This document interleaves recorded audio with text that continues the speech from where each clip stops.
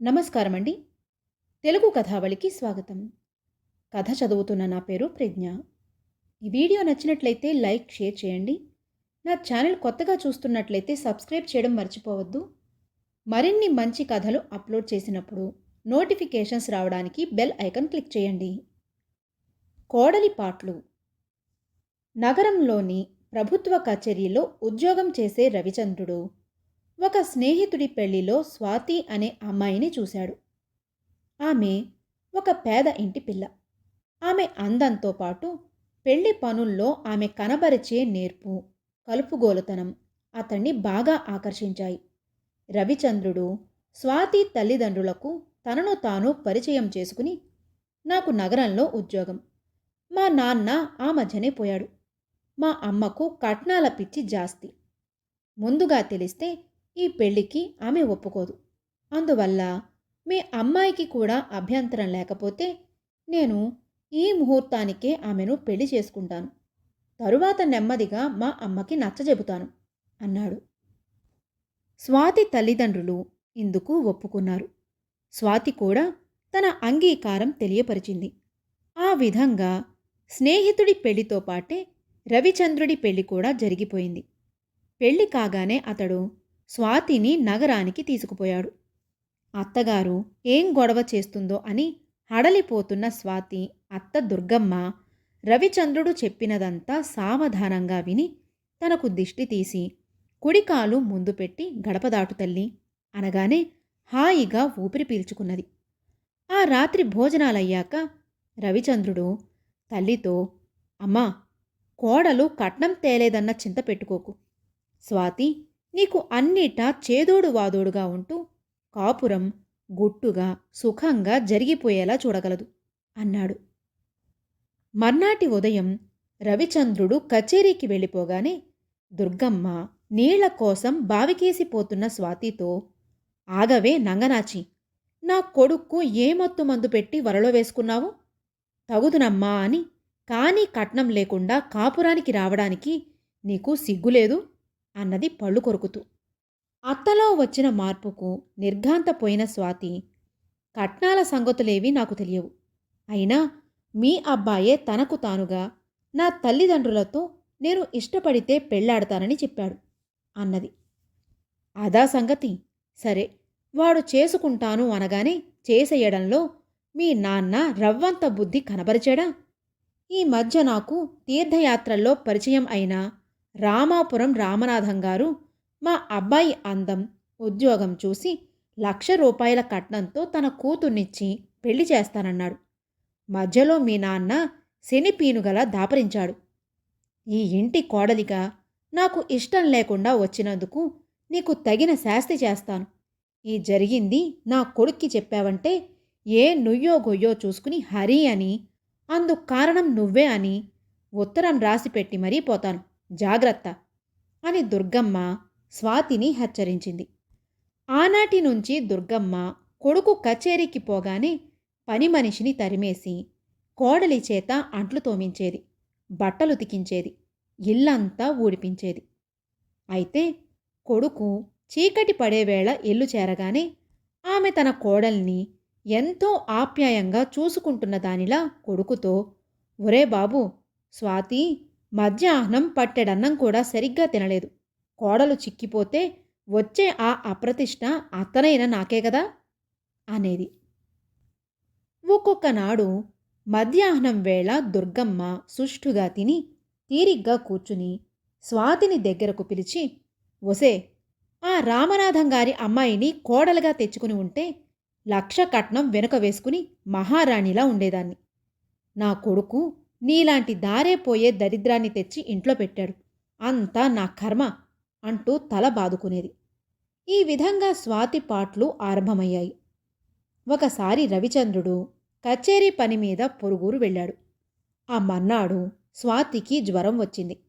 అయినా ఇదేమీ లెక్క చెయ్యకుండా దుర్గమ్మ పక్క గ్రామంలో ఉన్న దూరపు బంధువుల ఇంటి పెళ్లికి వెడుతూ స్వాతితో, లంకణం పరమౌషధం, నే వెళ్ళాక ఈయన నీళ్లు తాగి తలుపులు కిటికీలు మూసేసి పడుక్కో, రేపు బహుశా నేను పొద్దెక్కాక తిరిగి వస్తాను, వంట అది చేసి సిద్ధంగా ఉంచు అని చెప్పింది.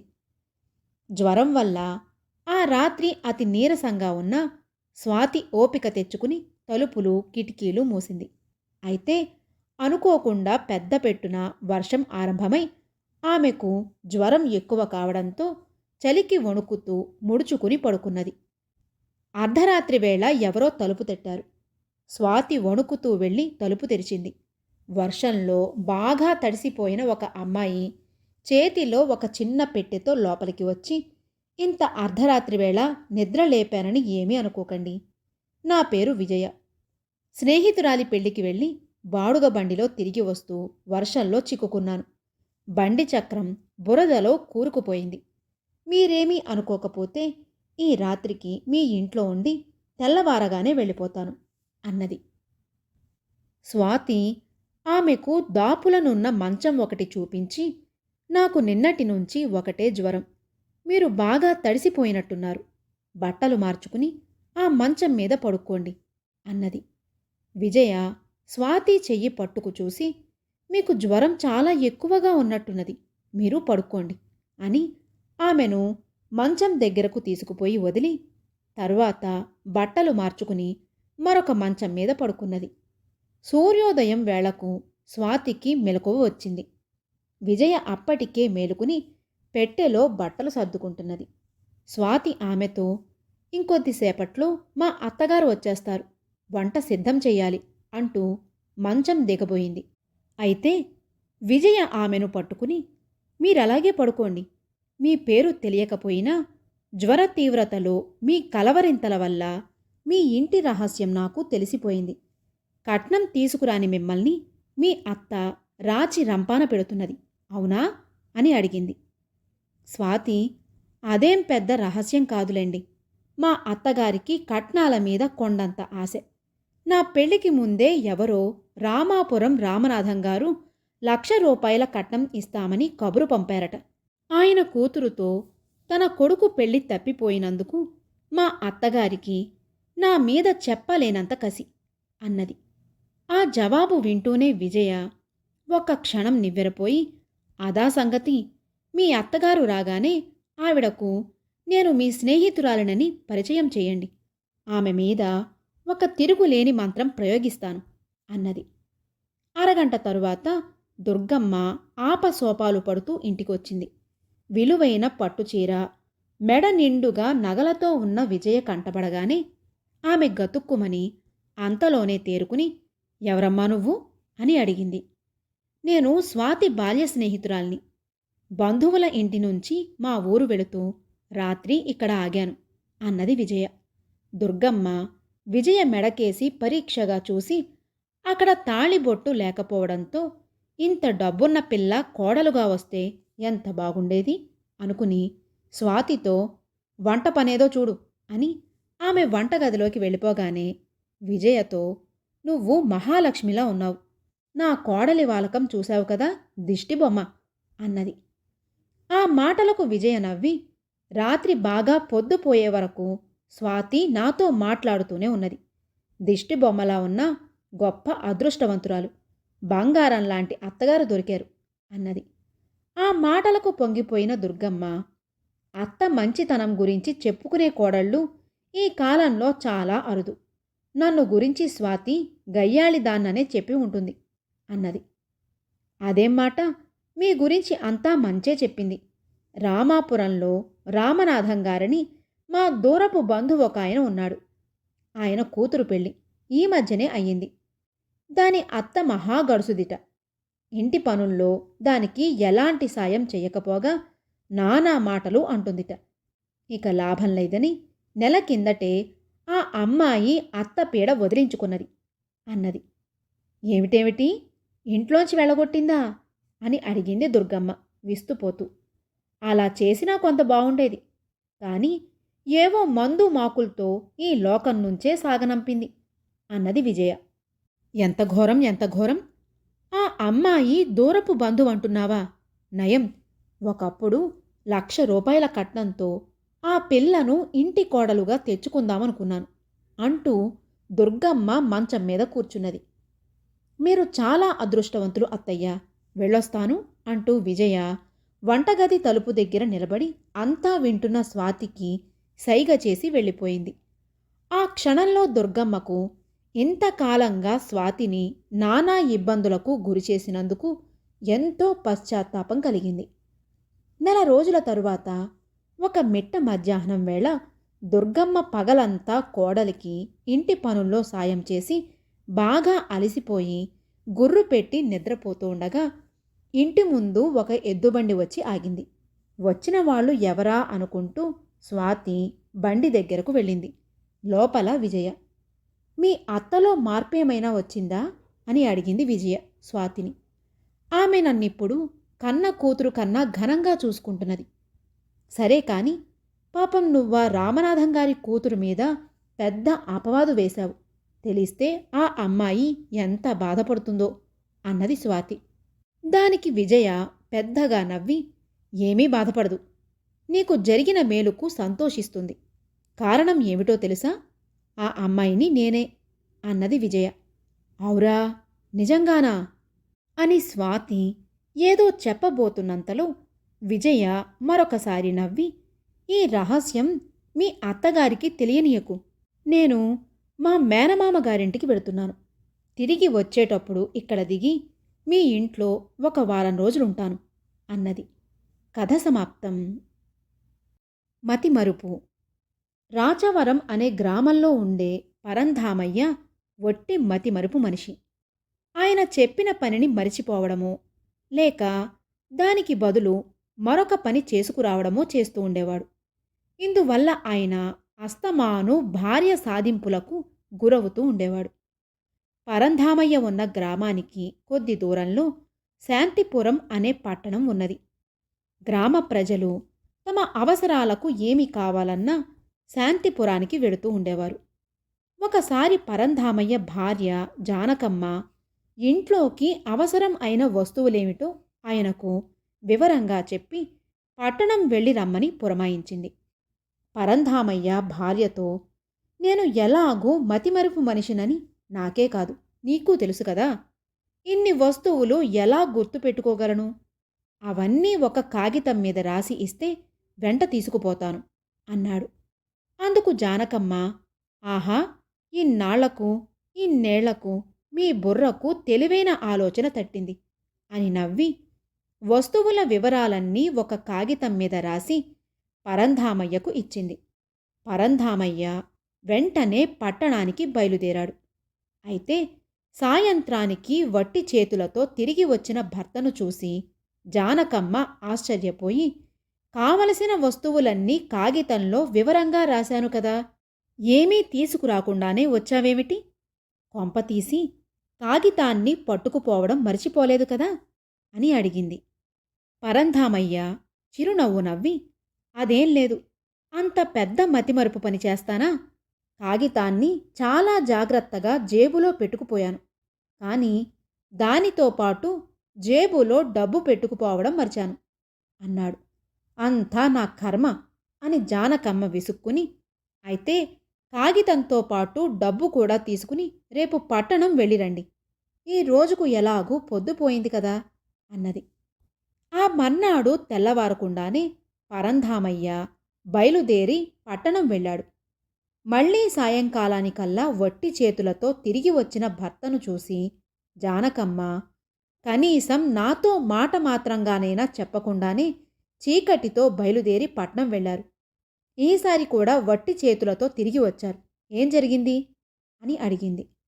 పరంధామయ్య బాధపడిపోతూ, ఇంతకు నా దశ ఏమాత్రం బావున్నట్టు లేదు. ఏం చెయ్యను? సరుకులు కొనడానికి తీరా కొట్టు దగ్గరకు వెళ్ళి జేబు చూసుకుంటే అందులో కాగితం లేదు, డబ్బు కూడా లేదు. దారిలో ఎవడో దొంగ వెధవా జేబంతా ఖాళీ చేసినట్టుంది అన్నాడు. ఆ జవాబుకు జానకమ్మ నవ్వుతూ, మీ మతిమరుపు మరో 2 జన్మలెత్తినా కూడా పోయేటట్టు లేదు అన్నది. ఆ జన్మల సంగతలా ఉంచు, ముందు ఈ జన్మ సంగతేమిటి? అంత వల్ల మాలిన మతిమరుపుతో సంసారం ఈదుకు రావడం మహాకష్టం అంటూ నిట్టూర్చాడు పరంధామయ్య. నేననవలసిన మాట మీరే అన్నారు, బావుంది. జేబు ఎవరో దొంగ ఖాళీ చేశాడన్న సంగతి మరిచిపోయి కాస్త ఆలోచించండి అన్నది జానకమ్మ. భార్య మాటల్లో ఏదో గూఢార్థం ఉన్నదని గ్రహించిన పరంధామయ్య ఆమె ముఖం కేసి పరీక్షగా చూస్తూ, నాకు మతిమరుపు కారణంగా ఆలోచించే శక్తి సన్నగిల్లుతూ ఉన్నట్టున్నది. ఆ ఆలోచించేదేదో నువ్వే ఆలోచించి చెప్పు అన్నాడు. మీరు రాత్రి పడుకోబోయేటప్పుడు నేనిచ్చిన వస్తువుల జాబితా కాగితంతో పాటు జేబులో వస్తువులు కొనడానికి కావలసిన డబ్బు కూడా పెట్టుకున్నారు. కానీ తెల్లవారుజామున పట్నం బయలుదేరేటప్పుడు ఆ చొక్కా బదులు మరొక చొక్కా తొడుక్కున్నారు. ఆ సంగతే మీకు గుర్తులేదు అన్నది జానకమ్మ. జరిగింది అదన్నమాట. పట్నం నుంచి వట్టి చేతులతో తిరిగి వచ్చేటప్పుడు నా మతిమరుపుకు డబ్బు పోయినందుకు నా మీద నాకే కోపం వచ్చింది. ఇలాంటి పొరపాటు జరగకుండా ఒక పని చేద్దాం అన్నాడు పరంధామయ్య ఉత్సాహంగా. అదేమిటో చెప్పండి మరి అన్నది జానకమ్మ.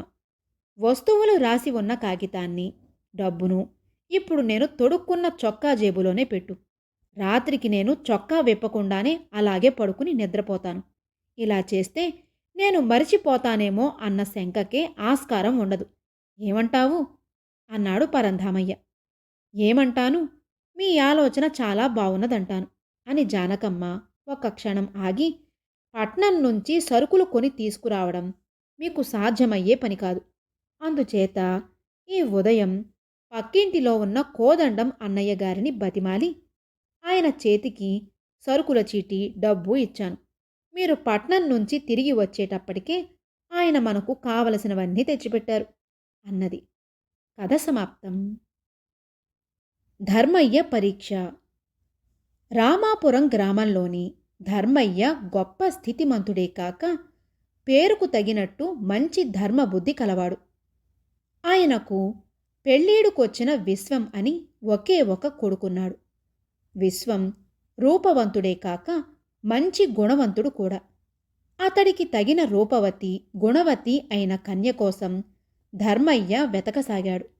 ధర్మయ్యకు అదే గ్రామంలో వెంకప్ప అని ఒక స్నేహితుడున్నాడు. వెంకప్ప జరీ చీరలు ఇంట్లో మగ్గాల మీద నేయించి చుట్టుపక్కల గ్రామాలకు తీసుకుపోయి అమ్ముతూ ఉండేవాడు. వాటిని కాస్త కలిగిన గృహస్థులందరూ కొనేవారు. ఆ కారణంగా వెంకప్పకు చాలా గ్రామాల్లోని ఆస్తిపరుల గురించి బాగా తెలుసు.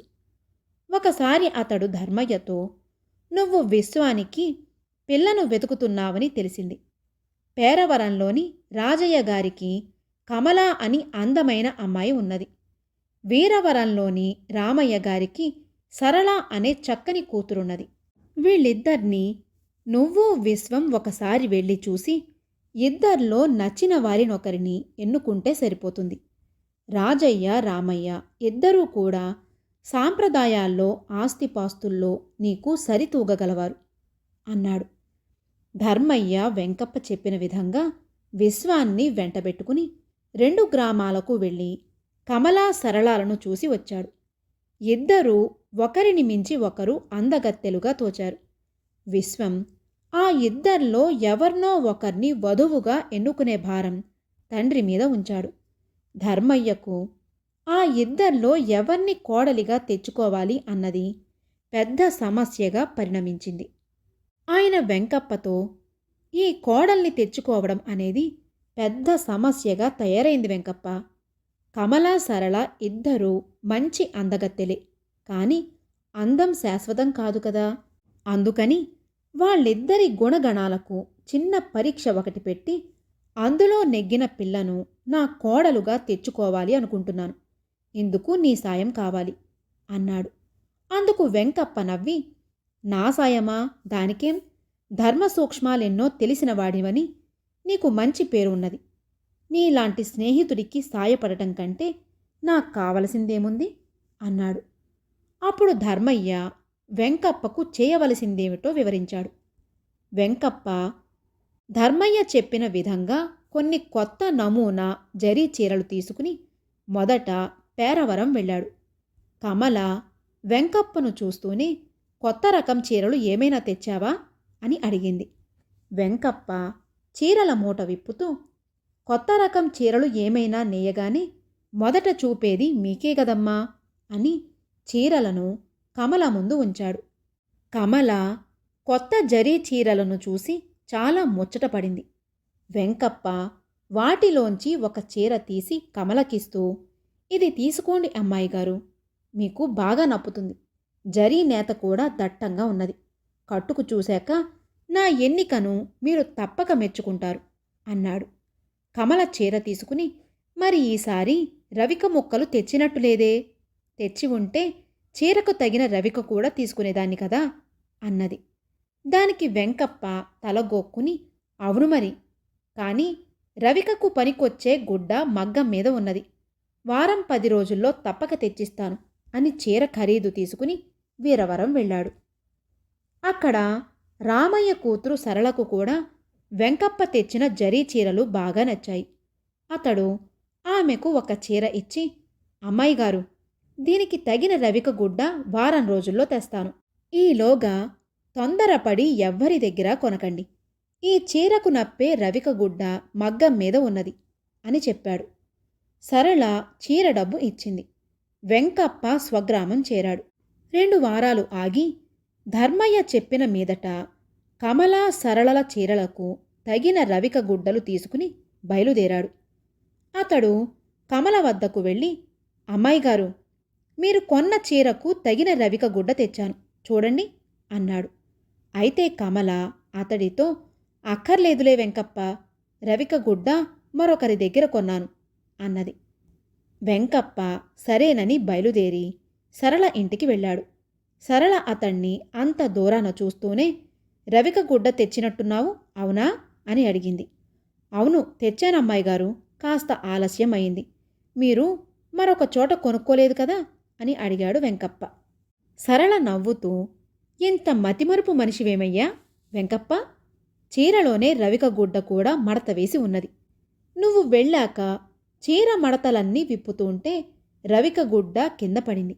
ఇదిగో చూడు అంటూ గదిలోకి వెళ్ళి రవిక గుడ్డ తెచ్చి చూపించి, ఆ రోజున నీకు చీర ఖరీదే ఇచ్చాను. ఈ రవిక ముక్క ఖరీదేమిటో చెప్పు, ఇస్తాను అన్నది. వెంకప్ప తలగోక్కుంటూ, మరిచేపోయానమ్మాయిగారు, పెద్దవాణ్ణైపోతున్నా కదా అంటూ రవిక గుడ్డ ఖరీదు తీసుకుని తిరుగు ప్రయాణమయ్యాడు. వెంకప్ప గ్రామానికి తిరిగి వస్తూనే ధర్మయ్య దగ్గరకు వెళ్ళి జరిగినదంతా చెప్పాడు. అంతా విని ధర్మయ్య తృప్తిగా తలాడించి, నా కాబోయే కోడలెవరో తేలిపోయింది వెంకప్ప, మంచి ముహూర్తం చూసుకుని తాంబూలాలు మార్చుకోవడానికి బయలుదేరాలి అన్నాడు. వెంకప్ప, ఇంతకు నువ్వు ఏ అమ్మాయిని కోడలిగా చేసుకోబోతున్నావో నాకు అంతుపట్టడం లేదు అన్నాడు. అప్పుడు ధర్మయ్య, నువ్వు మొదట నేను ఇవ్వమన్న చీరలను కమలకొకటి సరళకొకటి ఇచ్చావు కదా అన్నాడు. అవును, నువ్వు ఇవ్వమన్న చీరలనే వాళ్లకు, వాటిని గురించి కాస్త పొగిడి ఇచ్చి వచ్చాను అన్నాడు వెంకప్ప. ఆ 2 చీరల్లోనూ మనం వాటికి నప్పే రవిక ముక్కలను కూడా ఉంచి మడత వేసిన సంగతి నీకు గుర్తున్నది కదా అని అడిగాడు ధర్మయ్య. వెంకప్ప ఒక్క క్షణం ఆశ్చర్యపోయి, ఇప్పుడు తెలిసింది, నీ కాబోయే కోడలు సరళ అన్నమాట అన్నాడు. బాగా గ్రహించావు వెంకప్ప. సరళకున్న నిజాయితీ కమల వద్ద కొరవడింది. కమల చీర మడతల్లో ఉన్న రవిక ముక్కను దాచుకున్నది. అందువల్లనే నువ్వు తిరిగి అమ్మడానికి వెడితే తాను మరొకరి దగ్గర కొన్నానని అబద్ధం చెప్పింది. ఇటువంటి చిన్న చిన్న విషయాల్లోనే మనుషుల అసలు బుద్ధులు వెల్లడవుతూ ఉంటాయి. సరే, కమలకిచ్చిన రవిక గుడ్డ ఖరీదెంతో చెప్పు, ఇస్తాను అన్నాడు ధర్మయ్య. వెంకప్ప సంతోషంగా, భలే వాడివి ధర్మయ్య, దాని ఖరీదు నాకిస్తావా? నీ మనసుకు నచ్చిన కోడలు దొరకడానికి ఉడతా భక్తిగా నేనేదో చిన్న సాయం చేశాను అన్న తృప్తి నాకు చాలు అన్నాడు. ఆ తరువాత ధర్మయ్య కొడుకు విశ్వానికి సరళకు వైభవంగా వివాహం జరిగింది. కథ సమాప్తం.